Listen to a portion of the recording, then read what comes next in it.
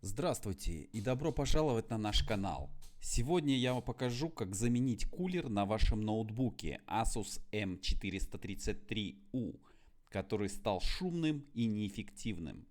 Также мы заменим термопасту на MX4 и покажу, сколько пыли скопилось в старом кулере. Давайте начнем. Первым делом мы разбираем ноутбук. В данном случае мы снимаем крышку заднюю, так называемый поддон, и сразу можно откручивать в данной модели ноутбука вентилятор, кулер. Производим это аккуратно, так как там он приклеен на всякий скотч двухсторонний и не только.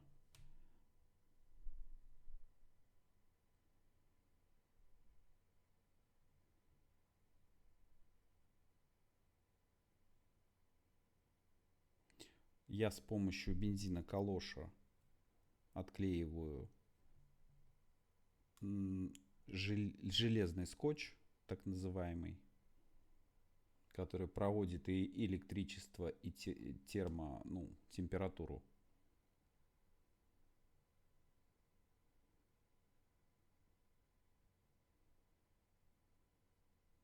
Надо это делать очень аккуратно, чтобы не проткнуть трубку.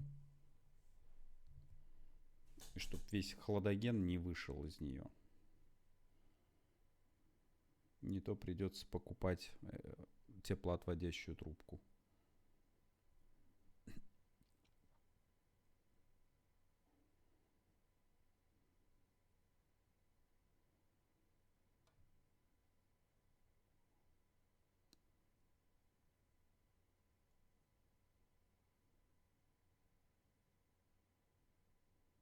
Все, теперь аккуратно приподнимаем трубку и вытягиваем вентилятор.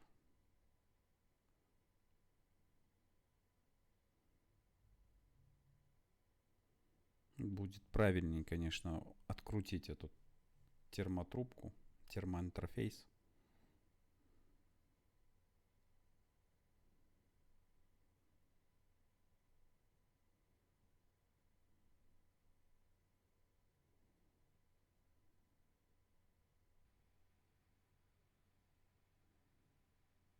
Аккуратно отрываем, не повредив кристалл процессора. Такими видели, да, какими движениями я не вверх-вниз, а вправо-влево вот такими качающими движениями раскачивал.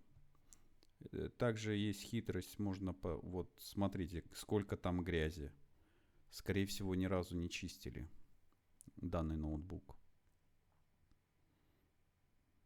Есть еще хитрость, я не договорил. Термоинтерфейс можно снять феном, погрев немного места, где примыкает к процессору. И тогда попроще отходит.